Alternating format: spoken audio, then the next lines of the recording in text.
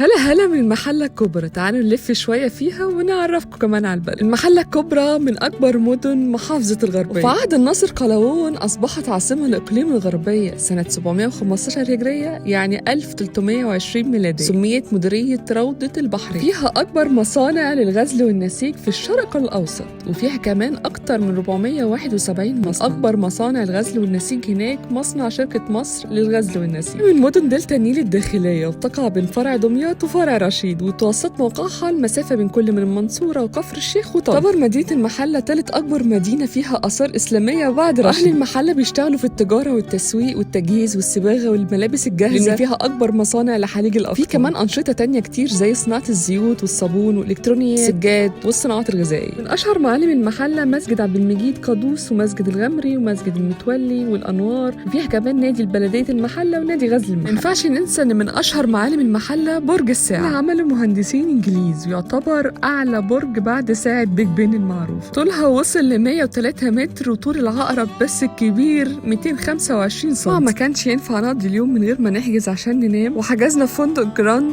كيلوباترا. الفندق كان بيطل على نادي بلدية المحلة، بجد مكانه لطيف والفندق كان كويس. تعالوا معايا اوريكم الأوضة عاملة ازاي. دي كان هنا زي انتريه أو كرسيين، وفيها سريرين وتلفزيون. الأوضة لطيفة ومساحتها كويسة. بعد ما حطينا الشنط رحنا شربنا عصير من عند الدولي وكان لطيف جدا. سمعت ان في احلى بليله عند مكان اسمه الفخراني، وطلع مشهور في مصر كلها، وانا كان بالنسبه لي اول مره. الفخراني ده احلى واحد بيعمل بليله في مصر، فيلا بينا نجربه هناك.